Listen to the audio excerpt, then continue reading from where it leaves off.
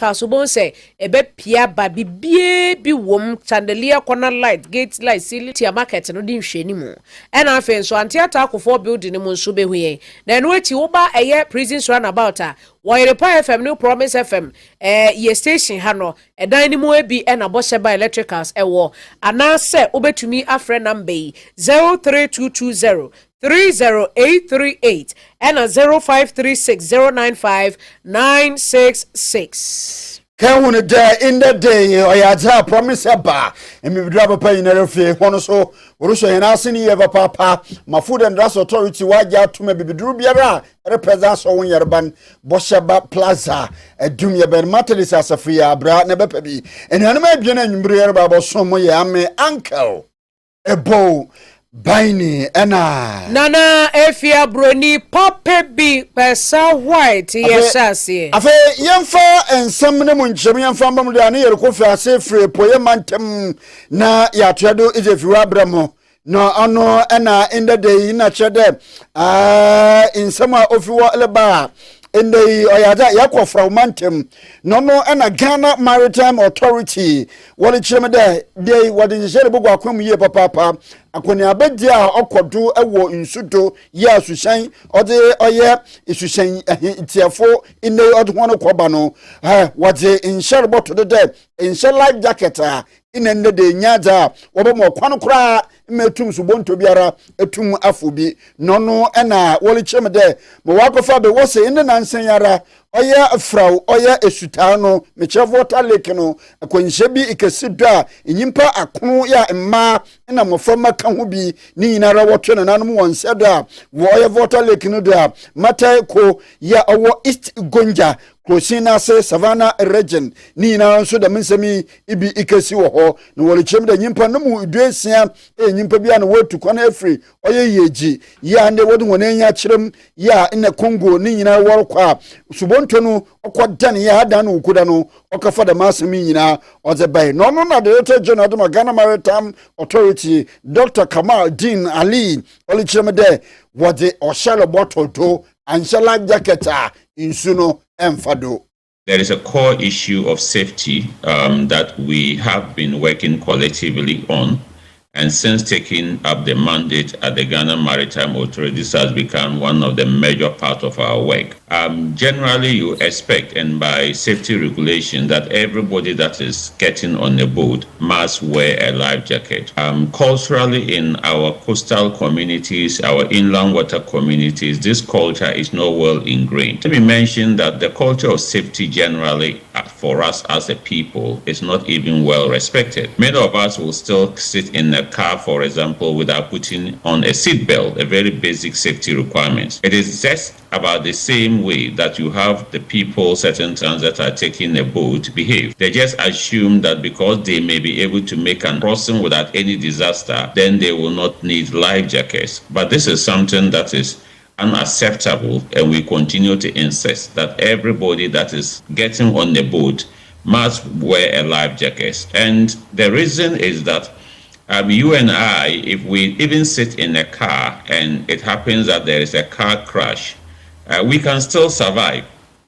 But what happens in the case of a boat accident, for example, in this particular incident, is that once there is a boat accident, then if you are not in a life jacket, even if you could survive the accident itself. And you know, India, it's Dr. Kamal Din Ali, Director General of Ghana Maritime Authority. Nenze eneyati Yentua KaseƐ no so na yekọ Obuase municipality arehosem a efiri wo eba kire se kroba akọ ede wawase yese story building bi anase dan bi a wonmo asia womo nsiwie ye no edan ne wo ebu egu nkrofo so ama me ne wo kase womo da ya sabia na womanfo ana wonmo ho no e kire se edan no eye etoaso mienu na asie ho no na nkrofo timu a womo ye adwuma ebinom de demu ne ade na emom esoro ho ne de eye uncompleted intino amanfo entim na emom no yese telecommunication network bi eno no na ba besi ni dua eye ni pole ni bi e de esi soro na na wo mu nyusu esisu kwa emsa telecommunication no kro no watu afiri kuro ne so enti wo nyusu ena esisu emfie petepepepepepe enti wo mu kire mu a saa eye mast na telecommunication network de abesisu a wo nyusu no ena emi se ewikie esisu a na nsu ato aboro no a na chese aye bodobodobodo enti eno ne koka ye ema eye wo no a etwa ade ne ho ahia no edwirigu ye saa bre no no opanyin bi ginase ho eni se edwirigu no so a enipa baako bi nso wono nso ebi dwirigu ne so ntimi ne wo kase ye kire so opanyin ne de ne mu oten enti wo de na ba konfo no che aban ya sabia ena mamba ako no na second victim no oka ho no wono no yese wono ni dwonku bebi na chese a dislocate na se ebu ya atia kope bebi ahwe ya asem na ya reho sempa nam go inside timiti ani gbirum ntimi rush pia bon timi ba ya na hu se wo na ewo na yetarazo ho na aba form timi ba ya na hu se omugina na bayi efa de ne ofa Victor ene me mom afi onu fa Victor no ba mo den wo so ba me sister wo ni ya timba na so mo tie nto mo na edwiri ye no na ya bo shell sibu am se e cover ha nti begu so nti no de na ebebo no nti ye na so so na de obugu plug ye mo na ibe so mo na de mo ko eji hospital nti ye no mo ga so no eji nti no I say e bo no sire no ni sire side na boy nti no kire om de no ko eji nti om de no ko ji nti no nyuma na om de no ko ji ba me gama mo me ni de om se nsa om ko twa na street ya na me so mo twa no mo se fracture ton aduane wa ha nti anadwo no me maame ba ko fra kontu ma ba nto ba betena me nchen wa ha ena me papa nso enua ba ko enso betena me nchen nti atete a ye hu de ya nka bia nhyem yete ya ne se yiri ye wola e wodan ne ho no ebu egu nti na de esi ye no no e ka me ho no me ka se me papa nua ba ko ena me maame ena na e ka me ho wa esi ye adese de nyina ne se yesra aban se omo aye nyentimi ntupo no emfiri dan ne so na yenso yenya ho to because me hu ne se po na create sa problem we nyina so boa ya bibia bekotia nsuo to na betata so ne ade disturb ye ti yesra aban se yenim de betumi asan si ekire nti o meboa ya ne ntupo ne mfiri dan ne so baye hunama ne wokurum ha obi de ne telecommunication ya ba besimu dan so na enye adwuma tu na wo so obetu firi so we nso so ye aban asem be kura na Ghana de bia na aban abre obi de na de aba besi so weja ye adwuma no wonye na mokura ma obi de ne telecommunication network mass no de abesi fie so abujiafo we yo manfo wo mo wa ase asemu ato wo mo ena wote ho asem no afe na yero kwepoye mantem ne proper na inde yerum wo oya brem not oya krosin ase na ho ena inde de aban krachi peyina wo nyamfo entwi Hakim Abdul oya kasade nyama bi rekodo wo krosin mu a ho ye papa nkrofo bi ahye wono ho wo krosin mu wa speed rams a wo hwede nka wodiri sikar nkwanhia ho ekwan ewo krosin ase na mmom kwana wofado ye no wama enyimdefo ine mpanyimfo ambam ntino speed rams na ho wahye wo ho ayen odin kwanhia be ye papa no panyin cheme de krosin we wonu de no wanyi Ghana Highways Authority de baka bom na isebiaro wo de wotu wodama na moni ho no wetu aboa na ka nkwanhia ne de twa wo mpotem ho okay when we be on one mo de tie ni so share the rate at which moto any other kada riders ni abu ya ku ma de se no ya dia anu ode am tu ye ni ya kasa senka me premu a kametu asma ya so ko the base speed rounds na dia de but ni nyina no ye na ye pese be take to me ni dia say ensem je highway for mo so on baba down normal even speed rounds pra no ye won a limit aye de ye de ye oba obi say ni we be one town roads aye na why speed rounds but speed rounds no say e wo form car be as for obi slow down but we know I know this too much I make a complaint about highway so I'm going to get this because one reason now going to be advocate although poor community there but yeah to that extent we are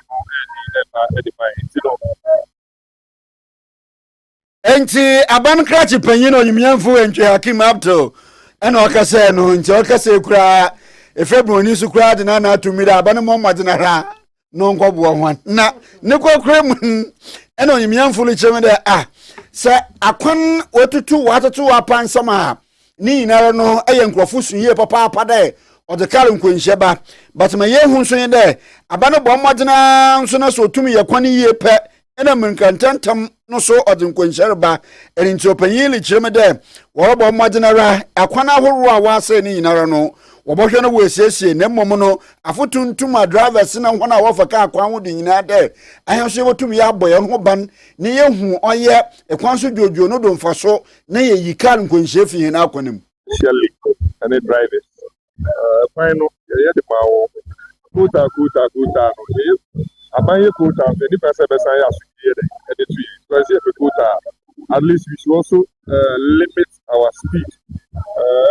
final so eno na ma abo amanfo hu a omo this speed ramp be na ya na the cost way to driver force and I mean so akwenye na be start to assembly of staff ni be anytime piano, even once the month planner, you move to station.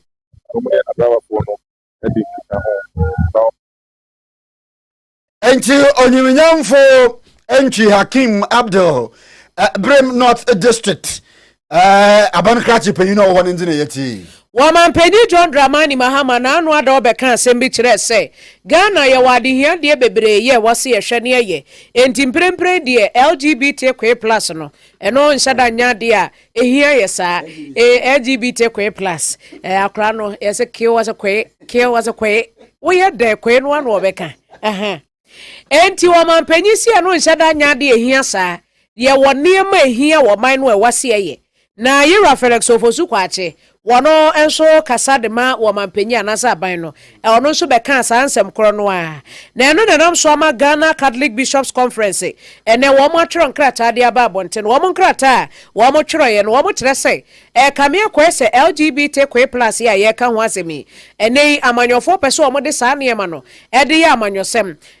de na abeka kire se mane manda ne mema da no ehu hia wo se ehu hia pa enti nsem bi wo ho no mo a amanyofo ne keka enya de a waso o mo keka kora ni kwan so o mo de ya amanyosem kora na ade we ya nhwa nka ho asem na ye tenatena ho a ebetumi de aba ya asem kese de o ma aman no enti o mo kire so o mampani John Dramani Mahama ene yera Felix Ofosu kwache ensem no o mo beka ye no wo mo Catholic Bishop Conference for de wo mo gitumu a enye yi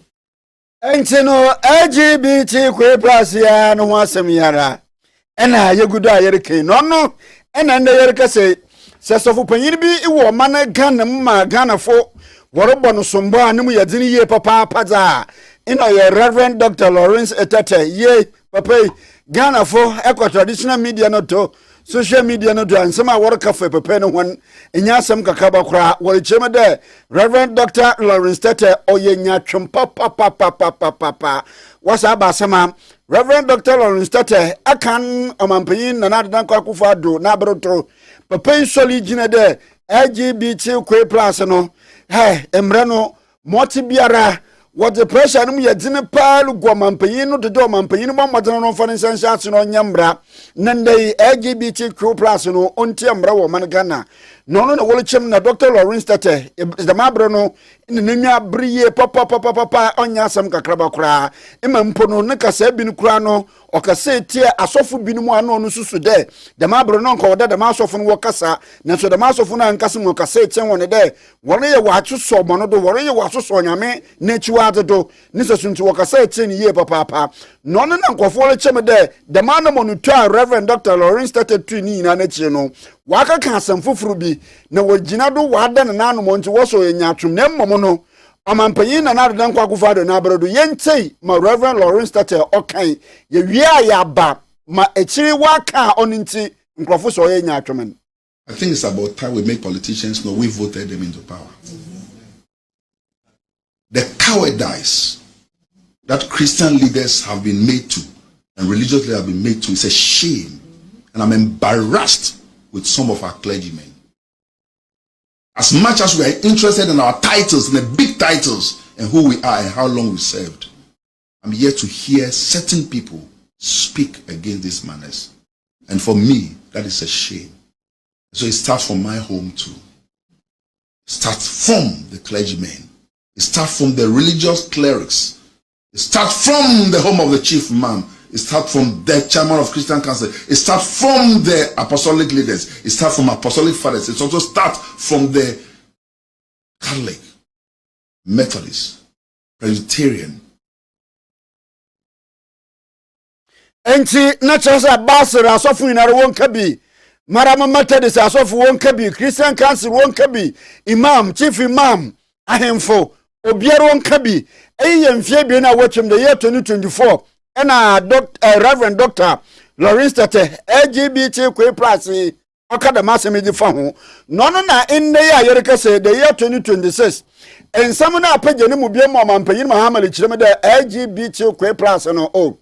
on fantu baby onya da no hia ne na no all page bana magana for pentara ma adwuma e magana for nya baby ada LGBT+ mo de botuntwa me konem on fantu baby no na nde Dr. Lawrence Tete ne ba no so LGBT+ no amanyofo metumufu mamo mfanya amanyose munya botar ne yenhwe ne yensese ne yento ye ne boa ne yenkan wonne asemi ba wosi abotar ne gana fo si Doctor Lawrence Tete awara na rekese ya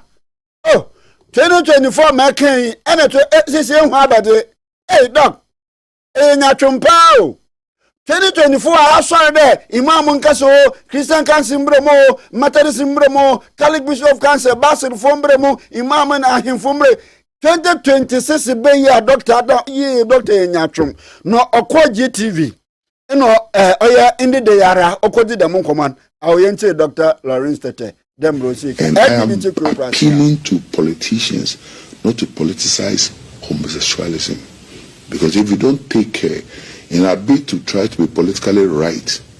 we'll be offending people who love us dearly. And I have a saying that the people who love you, don't hurt them. And so let us think about the welfare of them. Let's also know that the religious even community, and not just the religious community, the traditionalists, the culture, and our kings and our chiefs are also against it. So let's find a place well in our heart to make sure this bill doesn't become like what it became the last time. We wish President John Dramani Mahama well. He's somebody that I will not hide away from. I know him very well. He's my good friend. In fact, you can say you don't have his number. I have his number. And I'm not ashamed to say I have his number. And see the Ghana for say, hey, doc, and see our president Ninamanti, President Muhammad Yemen. Nana did Yemen. MSCC and Yamasa, my reverend. You Ghana for say,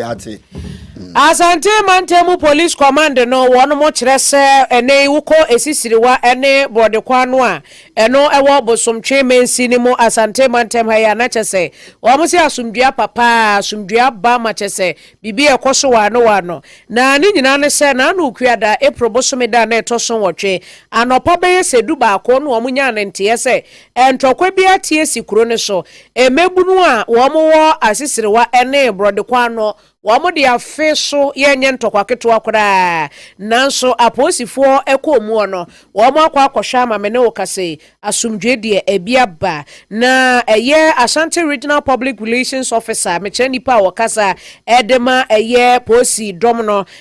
Ghana Police Service no DSP Godwin Ahianyo wono enede nsem yi etudwa wo kire mu se asumdwe de ebiaba kuro ne so pa krata yi kire mu a bambo adwuma eku a womo ewo Kontasi District Police Command ne reinforcement a womo Asokwa Divisional Command and afi Regional Operation Unit aka womo ho abom ate agunkro imienu sese ne beye na asumdwe ebetimi aba ewo ho aposifo krata yi kire mu a emra womo ekopie mu ewo esisiriwa ne montene so no womo hu se emrantewa mienu ewu edamojemu a sekan na yede edi womo ewu womo din ene Peterson Bonsu a na hotedin ene Loki wanya mfinhia no aduonu miensa na afeim kwaku opoku a wono nso ewo mfie aduonu enum womo emu no aposifo ma hwe na no enenam so amfie ekobo ne ho adwa aposifo etimi kwaji no efiri esan mu enam so ama DCOP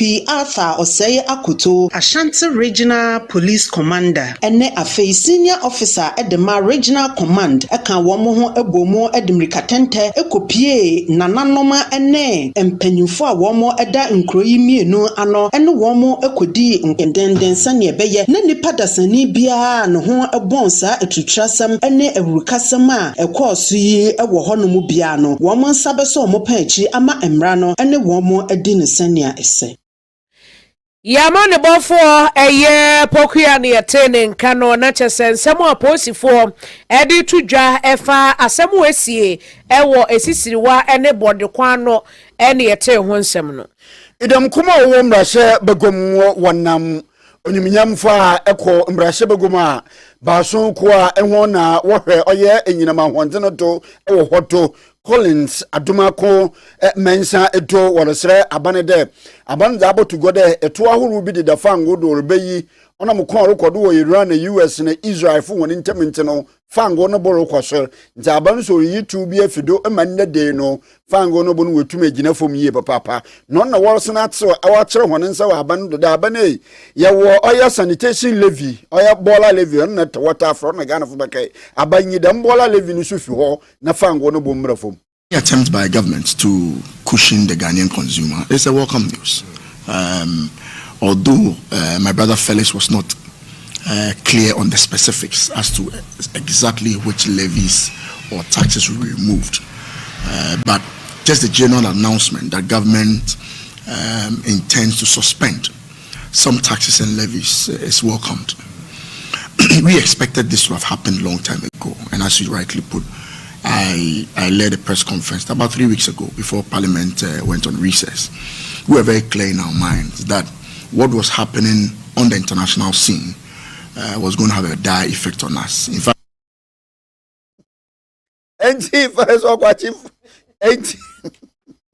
Yera Collins Adumako mensa and all the abane de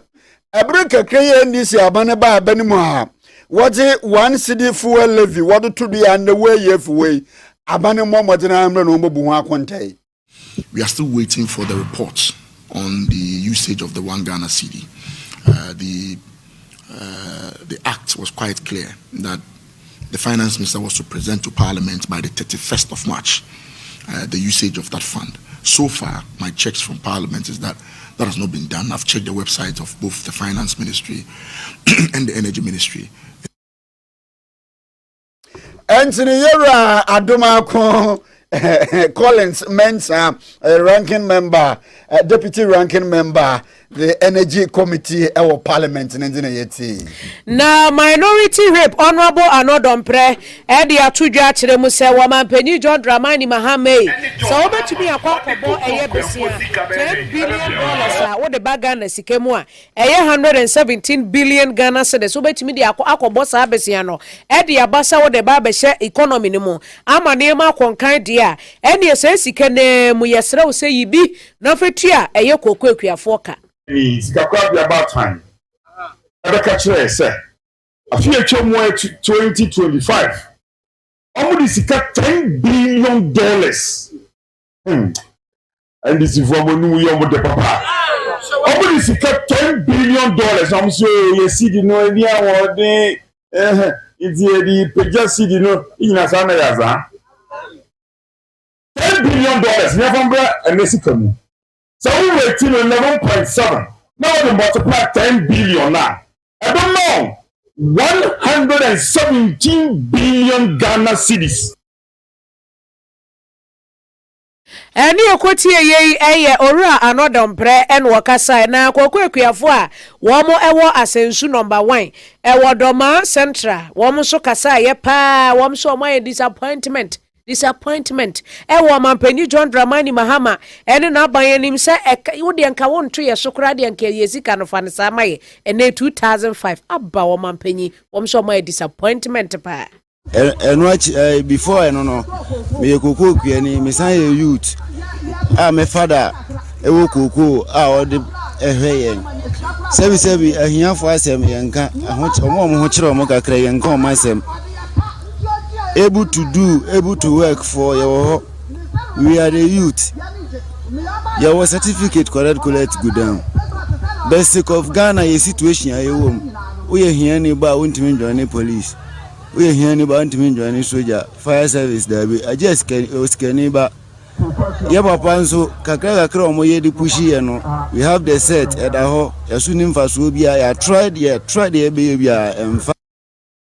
wei eye kwakwakuafo ni bia ena te se wono ekasa no Member of Parliament Temachufo Atemokwa oye omanfa wada mabatu ni mpesho no do mfimfini mantem onimiyamfo Theophilot CD Vondi ena ose olkaka mebunu nyina de nwumaso de oyeye pa de ekwa katena oye suku dem na wa kire wade na chiri na kwotro nsohwe mu wa mu abodi ni krata de certificate no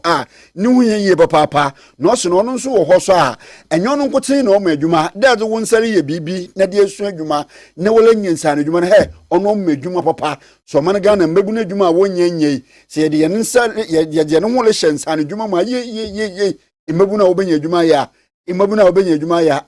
wobodo so papa odeda mensemi ni na tugwa wabra ewromu otwufo atemokwa krosi ni mu mensin no na afei eku bia onsha bana ase charity foundation wokan bom ni nyina de wolbam ma imbebu ne ntete mo wetu wonyansa na adwuma ye abai ye ni so ade wo ba ko ni se ye pese embebu no nye adwuma yo na adwuma no anya ye friend protocol white collar job onko ye pe woni ya pese eye woni ansa no adwuma nso ka ho na oniminyamfo ayasemo oniminyamfo vuni okase wie no ena aban krachi panyin yera Isaac Yasin osidudua de inne krosin no mechira assembly no wetunu wansi wode ibobiara wo hyei woliti do na mmom no wol kachire mebu nso ne de mmo biara wode wode bo hwan emo wonya ntodo wo hona abrabo mu no krosin na tunu wansi wode obaye ne dama mo hwan kwa emre so na e kwese so muntu abama e ka se mumwaye muntu abama o ma peni John Dramani Mahama ene yin na emre se be ye be kwa omunya into a president was human development yes we had but some Americans are buying going to me or say individual companies enti ne kwakramun ana Ewromu Council of State opiniona oginam ewo mfimfin mantem fo hona ne mechira representative of a council of state member Ora Hakim Adai enoli chiremede yarobo amaginara enhona webebo enwuma enenwumoku ahoro a wo mfimfin mantem nyinara no won mo yie papa pa no won bobo enwuma ewo oye mfimfin mantem ho na mmebunu so wonya bi nye enye ni sika no we di factory wo Ghana ha na me omampani me company ko yin ye council of state was central region me ndumi nche ni kwan so kan ko be ka chen so central region na me so meti me for almost central region almost omotu edini the American central region mebunu a omo ha pressure to 14 percent obia nche ni gidi mo de so ni anne mo amoni tua ma ye wewu ma kunya edoma omo bapa nkofo egum na youth for no ho atom saa so na me kete central region po ina say obia nya gidi wo mi omu aban na won hwehwe papa odi gu akwamu a emetumire no youth no obia benya yese pata no na waye na say tumi akwa enti the central regional representative of a council of state Ora Hakim Adai ninze ana yeti if you gina do de kase bonese boni yesi apon ye ko enti no na kire se ora Emmanuel Dro Korea wono ene se mukroje international producer papa Jimmy Cliff wataye ti na abadem hanmo a eku efiriye wa ha sei genam ne na yaka ena afen so oze oyoko ena afen so eye dikin amwaten odonkwa what you say wo mu no mbo ye ti dom e wodem hanmo se ne yenso a yade KaseƐ no ebre mo medi edenana efia broni papa bi pesa white many go fante uncle ebo baini yesoro dan ye nyina yereko bantama for Christ ni nyina Promise Broadcasting Limited en eye mission no yeko ko bompa en ina dwumadini ye frase ada ukuden na nyasam kakaba kra inde da so yedi kajenjinam na de ampaye badwa ye yereko bompa dim obia hen go se ochena me na nhyere anko bibia ebekọ yi kura anko ntem ne mumpa bo hunya nti brane ye ndim pa no mpa fa busua no fa wo yer fa wo kunu wo ma wo busu nyina fa wono bonu oye yesu mojenum na bompa fa wono hyanyame nsa ehwa na bibiara nko do mai pa nti ye hye ho bye bye